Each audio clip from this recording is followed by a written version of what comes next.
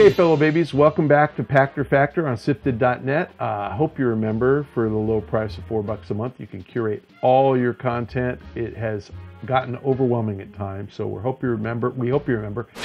Our first question from the SIFTD site from Deus Trinitas. In your estimation, what is the single most valuable IP in the video game industry today and why? It's pretty clear that, you know, the best-selling game of all time, Grand Theft Auto, but it doesn't come out that frequently. So Grand Theft Auto, you know, coming out, I mean, since 2008, we're 9 years in, it's sold 100 million copies, which is great, you know, maybe 110, which is great, but Call of Duty actually sells more. So Call of Duty is probably more valuable. As far as IP, Mario is more valuable. I mean, Mario, I read this, one of you guys, I forgot the name of that, it's not called Time Machine. Go back on Google and do the Time Machine thing where you can look at web pages. Go look at most popular brands back in 2000, and the #1 most recognized brand on the planet was Nintendo. That brand itself, more recognized than Coca-Cola or Disney. Pretty impressive. So I personally think the most valuable IP in the business is Mario. It's not valued by investors as the most valuable, nor is Grand Theft Auto. I mean, Take-Two's market value is something like $8 billion. Nintendo's market value is something like $30 billion. So, you know, not even close to as valuable as you would think. But truthfully, I think that you could do so much more with the Mario brand. Imagine if Disney owned the Mario brand and we had a Mario theme park and we had Mario, you know, pajamas and Mario lunchboxes and a Mario kids cartoon show, and they just exploited the hell of the brand the way they do with everything Disney. It would be worth even more. So I think that brand recognition is really the name of the game. More people know Mario, I think, than Grand Theft Auto, even though more people have bought Grand Theft Auto. More people know Mario than Call of Duty, even though more people have probably bought Call of Duty. Next question from Twitter, from @Tradio100 or TRadio100. How will the possible end of net neutrality rules affect digital distribution and online gaming services? How can Microsoft and Sony prepare for the potential change? I'm about to get on a rant here. So, look, net neutrality, it's a much more complicated subject than I'm going to make it, but the essence of it is that somebody has to pay for access to the internet, and consumers feel that everything should be free and that you as a consumer should be able to enjoy as much content on the internet as you wish, and the internet service provider should be required to pay for it. I am a Democrat. Let's be clear right now. I'm a liberal Democrat. I believe that things should be taken care of for you like net neutrality, and the government should do it. But in some ways, I'm quite conservative, and I'm a capitalist. And I'm probably the most conservative about this. In order for us to have an effective and efficient internet in the United States, somebody has to build out the infrastructure. And the internet service providers have to spend a lot of money to make the internet faster and more accessible. We are behind many, many, many other countries, particularly in Asia. South Korea's got, you know, 10x the broadband penetration that we have in the US. And unfortunately, we're kind of the cradle of innovation in the United States. So we have services like Netflix, which are phenomenal, and that broadcast really rich video content that we use a lot. I think the average Netflix household, when last reported by the company, watched 54 hours a month of television, and most watch in HD, and increasingly they're watching in 4K. Just so you know, on a real television, a regular HD signal is 2 million pixels on the screen. So at a 60 frame refresh rate, that's a lot of data running through your internet pipe. If you're watching in 4K at a 240 frame refresh rate, then it's 4 times the frame rate and 4 times the data. That's 16 times as much information flowing through that same internet pipe. So those pipes get clogged, and net neutrality says the ISPs can't charge the person putting content through anymore for access. They can't charge them for fast lane, fast track access. The problem is we want more Netflix. Netflix wants to charge us $9.99.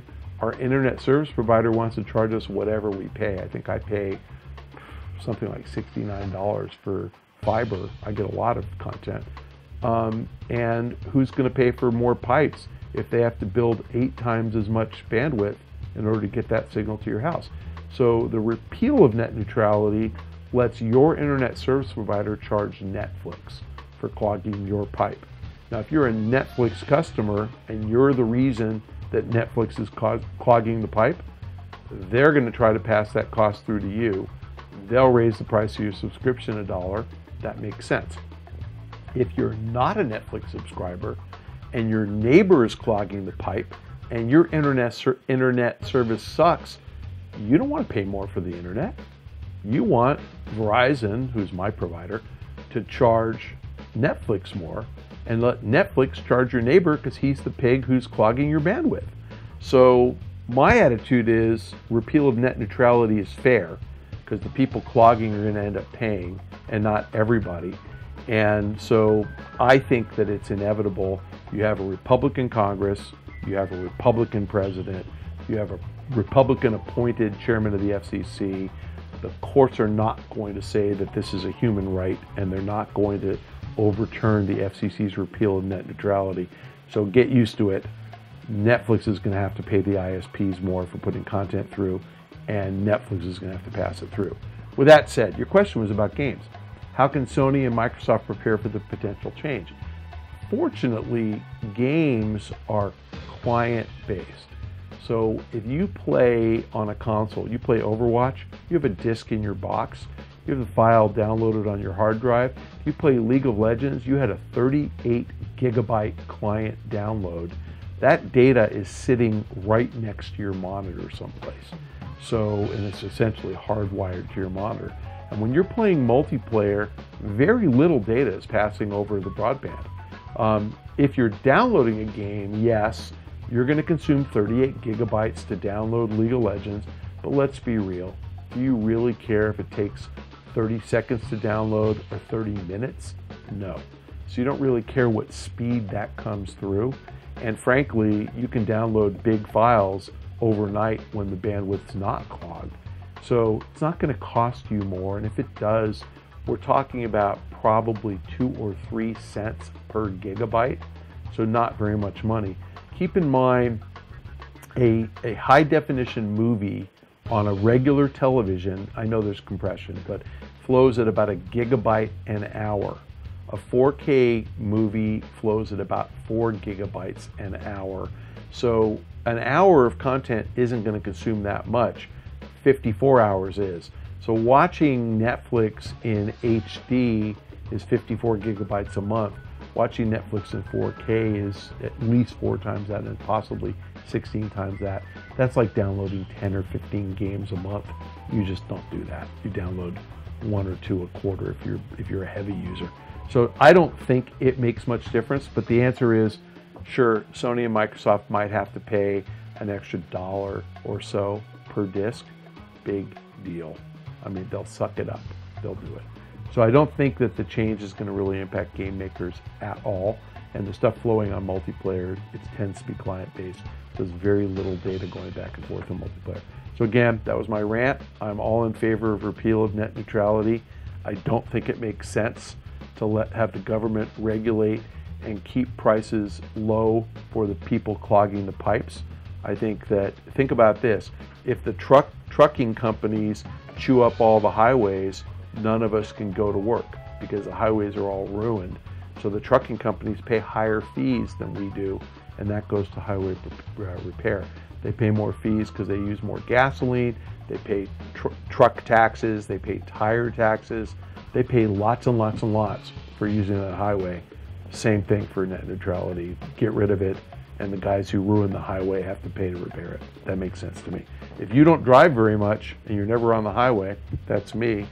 I don't use very much gas, so my highway taxes aren't very high. That's fair. I don't use it, I don't pay much. When I do use it, I pay more. Our next question from the SIFTD site from Yakov V. Why are there sales on the digital versions of games when there's no stock that needs to be liquidated? Yeah, the publishers all have deals with retailers, every retailer, including digital retailers, that the price has to be the same in store and online. There's no discount. You can't favor one delivery method over another, or the retailers will refuse to carry the product. So if Walmart has there's 4 retailers that matter. There's Amazon, or 5. There's Amazon, GameStop, Walmart, Target, and Best Buy. Those guys all have most favored nations. If there's a discount on the Xbox store or the PlayStation store, those guys get a price match. So you cannot discount games lower on digital sales. You can't. Steam, yes. Steam's different because Steam only sells digital copies, and Steam basically does it to promote the product. And no retailer cares about a PC game, so none of them are tracking it. But console games, no way. So I mean, but they aren't selling them to liquidate stock. They're selling them to drive more sales for the publisher. That's really the answer. Our last question from Twitter, from @KipTheGreat. I'm hesitant to buy PlayStation VR because it could be on Kinect's path. Exciting launch, but no staying power. Am I wrong? You're wrong that PSVR is going to go away. It's not the same. I think you're right to wait on buying one because I think it's inevitable that we get a wireless PlayStation VR. And I'm a little baffled why it's wired as it is. It's not like the data flowing through is something that couldn't flow wirelessly. I think it's just the cost of actually putting in that little Bluetooth chipset in the headset was a little prohibitive, and it's something that they'll come up with in the next year or two. So if you're hesitant, I would wait for a wireless headset. And the real reason is, and again, this is just kind of a design flaw with Sony, the cord isn't very long. So if you're like me, I've got my PlayStation about 15 feet away from my couch, and I like to sit 15 feet away from my 65-inch TV because it's comfortable and it looks plenty big. I can't play PlayStation VR on my couch because the unit itself has a short cord and the headset has a short cord, and I think combined they're about 10 feet. So I can't get to my couch, and that makes me not want to use it. I mean, I literally have to sit in a chair, in front of my couch in order to play PSVR. When it becomes wireless, it'll have much, much more value. So I would wait for that, but don't worry about VR as having staying power. It's cool, and to be honest with you, Resident Evil 7 is one of the coolest things I've ever done. Utterly terrifying, really well done. It's a real game in VR, and when you play that, you're going to know that you want it. So try to hold off going into a Best Buy and trying a demo of Resident Evil, because you're going to decide you have to buy a PlayStation VR that second. I think you'll probably get wireless PSVR by the end of 2018. So I think it's a 2018 announcement. We'll get that at E3 2018. I think you'll be pretty excited about that, and I would buy that. The price is right. That's it for the Pachter Factor. Appreciate you guys joining us on SIFTD.net. If you're watching on YouTube, the price of admission is you must follow me on Twitter @MichaelPachter, and if you don't, you're not allowed to watch Pachter Factor anymore, and that's all there is to it. Thanks for joining us. See you next time.